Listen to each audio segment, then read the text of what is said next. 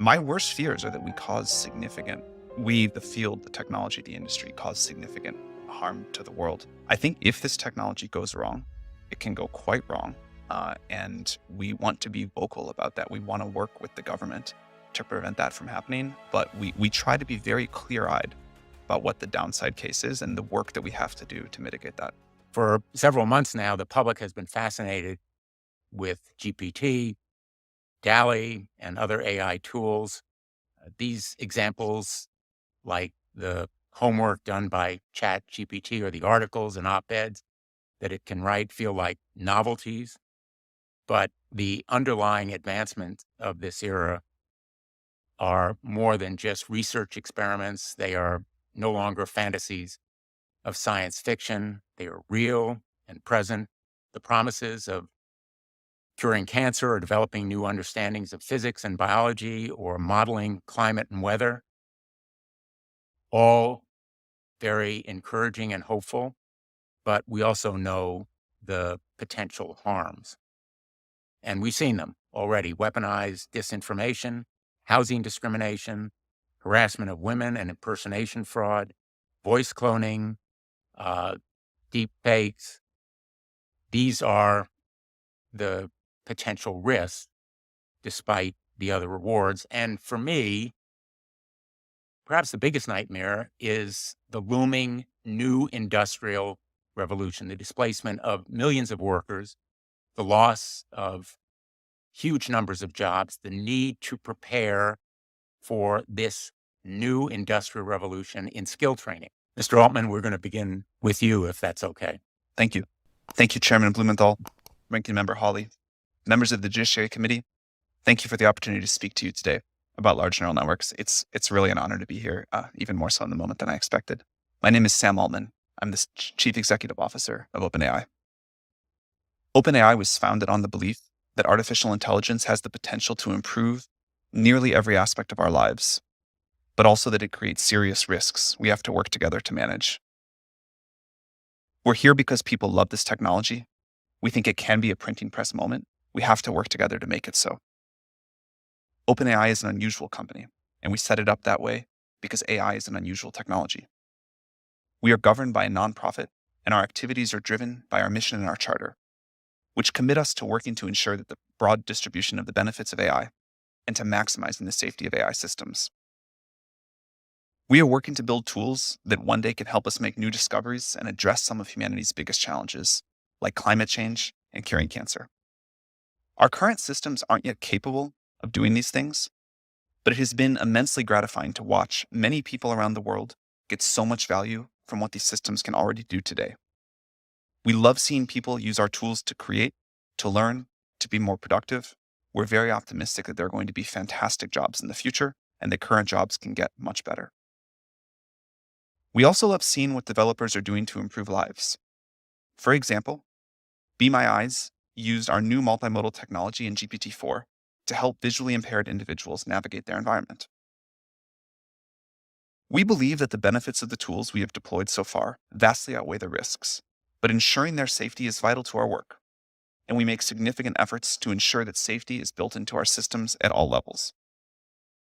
Before releasing any new system, OpenAI conducts extensive testing, engages external experts for detailed reviews and independent audits, improves the model's behavior, and implements robust safety and monitoring systems. Before we released GPT-4, our latest model, we spent over 6 months conducting extensive evaluations, external red teaming, and dangerous capability testing. We are proud of the progress that we made. GPT-4 is more likely to respond helpfully and truthfully and refuse harmful requests than any other widely deployed model of similar capability. However, we think that regulatory intervention by governments will be critical to mitigate the risks of increasingly powerful models. For example, the US government might consider a combination of licensing and testing requirements for development and release of AI models above a threshold of capabilities. There are several other areas I mentioned in my written testimony where I believe that companies like ours can partner with governments, including ensuring that the most powerful AI models adhere to a set of safety requirements, facilitating processes to develop and update safety measures, and examining opportunities for global coordination. And as you mentioned, I think it's important that companies have their own responsibility here, no matter what Congress does. This is a remarkable time to be working on artificial intelligence. But as this technology advances, we understand that people are anxious about how it could change the way we live. We are too. But we believe that we can and must work together to identify and manage the potential downsides so that we can all enjoy the tremendous upsides. It is essential that powerful AI is developed with democratic values in mind, and this means that US leadership is critical. I believe that we will be able to mitigate the risks in front of us and really capitalize on this technology's potential to grow the US economy and the world's. And I look forward to working with you all to meet this moment. I look forward to answering your questions. Thank you. Should we consider independent testing labs to provide scorecards and nutrition labels or the equivalent of nutrition labels, packaging that indicates to people whether or not the content can be trusted, what the ingredients are, and what the garbage going in may be because it could result in garbage going out? Yeah, I think that's a great idea. I think that companies should put their own sort of, here are the results of our test of our model before we release it. Here's where it has weaknesses. Here's where it has strengths. But also independent audits for that are very important. These models are getting more accurate over time. Uh, this is as we have, I think, said as loudly as anyone. This technology is in its early stages. It definitely still makes mistakes.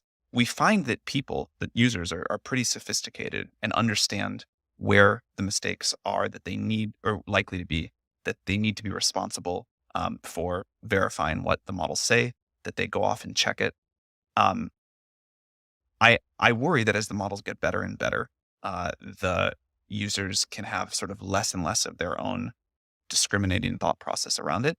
But but I think users are more capable than we could often give them credit for in conversations like this. I think a lot of disclosures, which if you've used ChatGPT, you'll see about the inaccuracies of the model, are also important.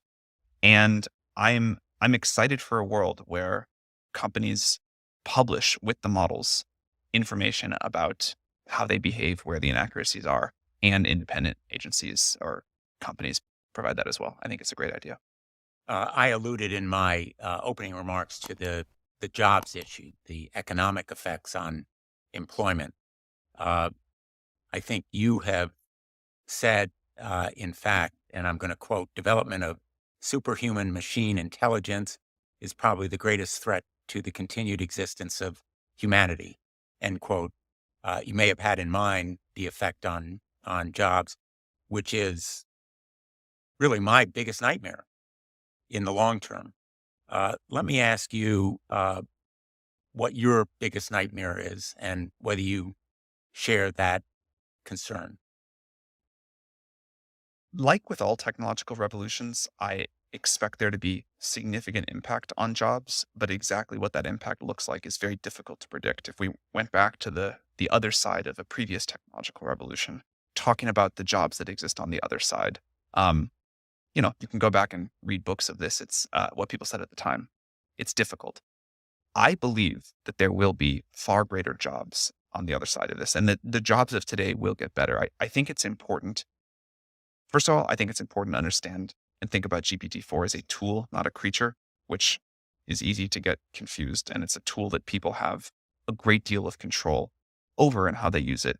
And second, GPT-4 and other systems like it, are good at doing tasks, not jobs. And so you see already people that are using GPT-4 to do their job much more efficiently, um, by helping them with tasks. Now, GPT-4 will, uh, I think, entirely automate away some jobs, and it will create new ones that we believe will be much better. This happens, again, my understanding of the history of technology is one long technological revolution, not a bunch of different ones put together. But this has been continually happening.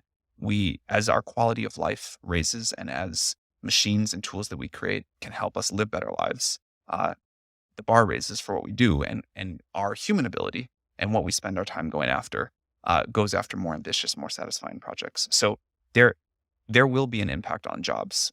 We try to be very clear about that, and I think it will require partnership between the industry and government, but mostly action by government to figure out how we want to mitigate that. Um, but I'm very optimistic about how great the jobs of the future will be. I think jobs and employment and what we're all going to do with our time really matters. I agree that when we get to very powerful systems, the landscape will change. I think I'm just more optimistic that we are incredibly creative and we find new things to do with better tools, and that will keep happening. Um, my worst fears are that the field, the technology, the industry, cause significant harm to the world. Uh, I think that could happen in a lot of different ways. It's why we started the company. It's part of why I'm here today, and why we've been here in the past and been able to spend some time with you. I think if this technology goes wrong, it can go quite wrong. And we want to be vocal about that. We want to work with the government to prevent that from happening. But we try to be very clear eyed about what the downside case is and the work that we have to do to mitigate that. Help me understand here what some of the significance of this is. Should we be concerned about large language models that can predict, survey opinion, and then can help organizations, entities fine tune strategies to elicit behaviors from voters? Should we be worried about this for our elections? Yeah. Thank you, Senator Hawley, for the question. It's one of my areas of greatest concern. The more general ability of these models to manipulate, to persuade, to provide sort of one-on-one, interactive disinformation. I think that's like a broader version of what you're talking about. But given that we're going to face an election next year and these models are getting better, I think this is a significant area of concern. I think there's a lot of policies that companies can voluntarily adopt, and I'm happy to talk about what we do there.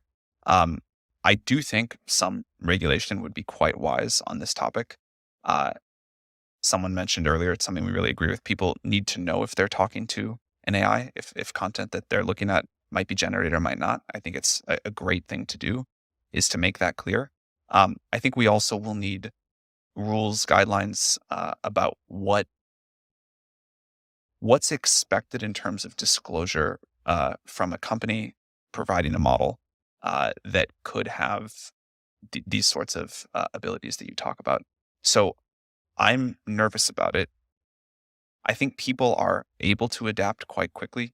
When Photoshop came onto the scene a long time ago, for a while, people were really quite fooled by Photoshopped images, and then pretty quickly developed an understanding that images might be Photoshopped.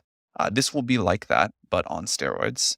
And the interactivity, the ability to really model, predict humans well, as you talked about, I think is going to require a combination of companies doing the right thing, regulation, and public education. Do you have some concern about a few players with extraordinary resources and power to influence Washington? I mean, I see us. I'm a big believer in the free market, but the reason why I walk into a bodega and a Twinkie is cheaper than an apple, or a Happy Meal costs less than a bucket of salad, is because of the way the government tips the scales to pick winners and losers. So the free market is not what it should be when you have large corporate power that can even influence the game here. Do you have some concerns about that in this next era of technological innovation? Yeah, I mean, again, that's so much of why we started OpenAI. We have huge concerns about that. I think it's important to democratize the inputs to these systems, the values that we're going to align to. And I think it's also important to give people wide use of these tools. When we started the API strategy, which is a big part of how we make our systems available for anyone to use, there was a huge amount of skepticism over that. And it does come with challenges, that's for sure.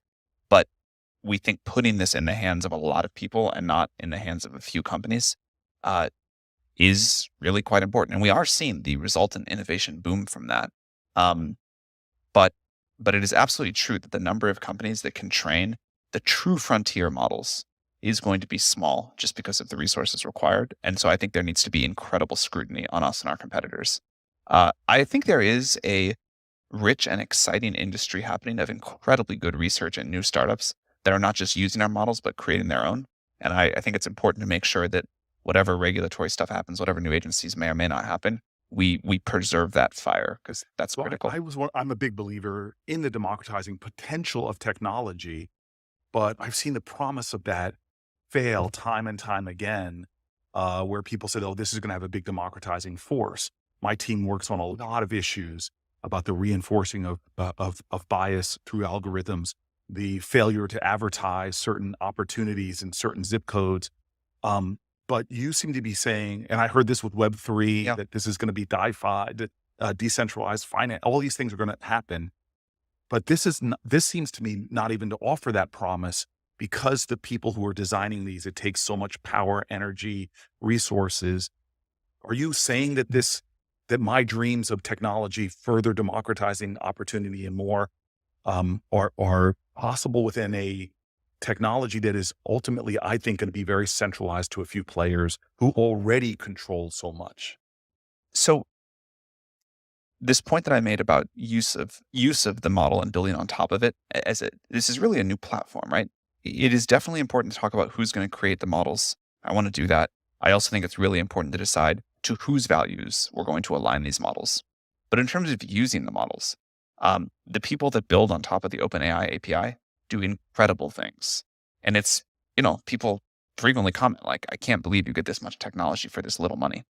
And so the companies people are building, putting AI everywhere, using our API, which does let us put safeguards in place. I think that's quite exciting. And I think that is how it is being not how it's going to be, but how it is being democratized right now. I'm going to close the hearing, leave the record open for 1 week,